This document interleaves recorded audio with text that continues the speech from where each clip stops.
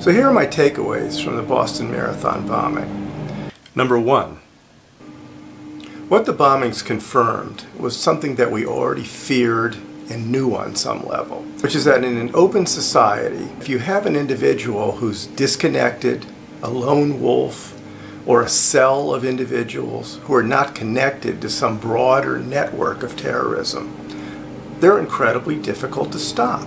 They leave no digital trail that we can put under surveillance. They create no chatter online that we can use to anticipate some imminent danger. They simply do what they do in their own apartments in a stealthy manner, and it's impossible to anticipate it ahead of time. The upshot of that is that it takes both enormous skill and enormous luck to prevent these individuals. Even if you look at the Times Square bomber or the underwear bomber, both of those we regard as law enforcement successes. But really what happened is, in both cases, they had their bombs in place and they had taken steps to detonate those bombs. It was through their own incompetence that the bombs didn't go off. In the case of the Times Square bomber, there was a problem with his bomb and it created a fire, but not an explosion. In the case of the underwear bomber, he's on the plane, he's already trying to light himself on fire, and he's caught by fellow passengers. These things are incredibly difficult to anticipate ahead of time. Number two, the reach of digital surveillance is so staggering in 2013 that you may be able to commit a bad act, but there is no way that you can escape justice. You will not get away with it. These events were a rude awakening for every would-be terrorist in the world.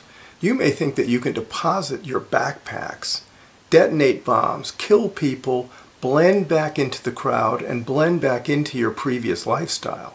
But you're a fool for thinking so, and you're going to be caught. Richard Engel, who is a noted NBC foreign affairs correspondent and who speaks Arabic, is able to monitor jihadist websites.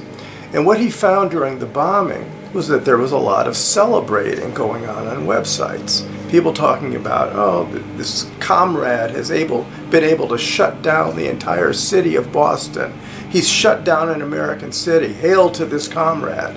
But the real message going out to terrorists was that these young men were fools who thought they could simply walk away and resume their lives as pretend normal American citizens, going to school and going about their business by day and being avenging agents by night, killing more people. They got a rude awakening in that regard. I think that's still a sobering thought for anybody that wants to do harm.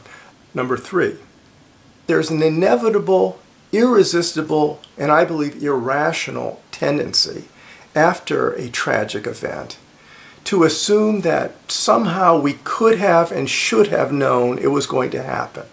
It makes us feel far more comfortable to think that we are so omniscient and so prescient that we know everything that's going to happen. If only we just connect the dots, everything can be stopped. Well, in fact, that's folly. It's a fantasy. You see this tendency acted out in people who are now accusing the FBI of fumbling the ball. I haven't found any evidence that the FBI fumbled the ball. What happened was that Russian intelligence notified them about Tamerlan Tsarnaev. They investigated, they interviewed him, they couldn't find anything, they couldn't find any terrorist nexus. They went back to the Russians and said, well, we can't find anything, can you give us more information? Nothing was forthcoming at that point. And when you also consider that the Russians are very unreliable reporters when it comes to these things. I mean, you can't take what the Russians tell you at face value.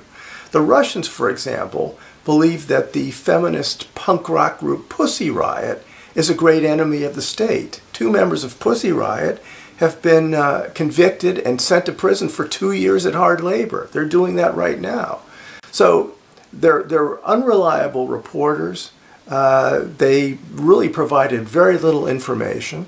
And when we did investigate the older brother, we found nothing about him.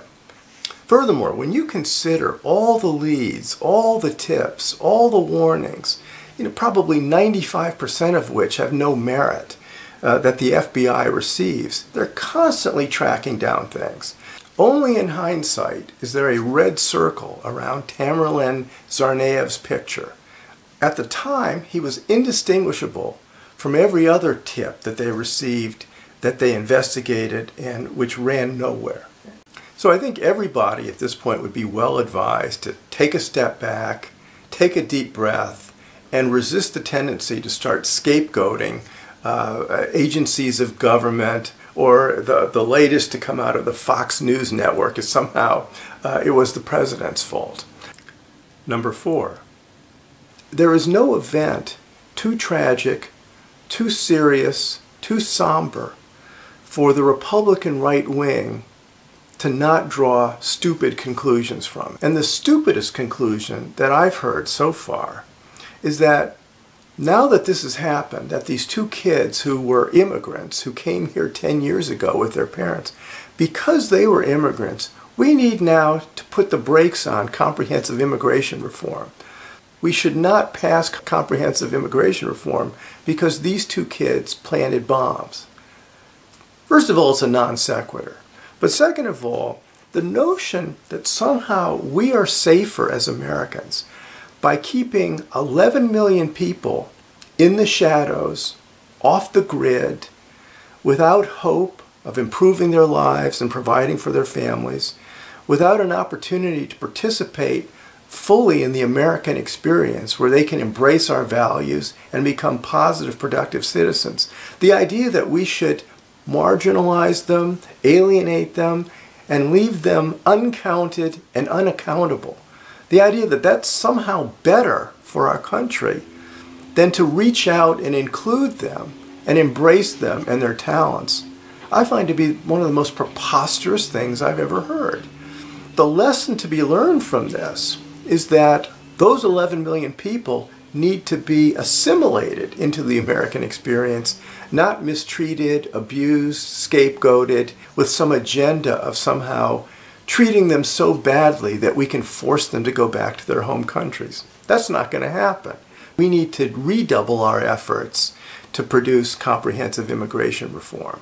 That's one of the things that's going to make us safer as Americans. I'm Jeff Rowan.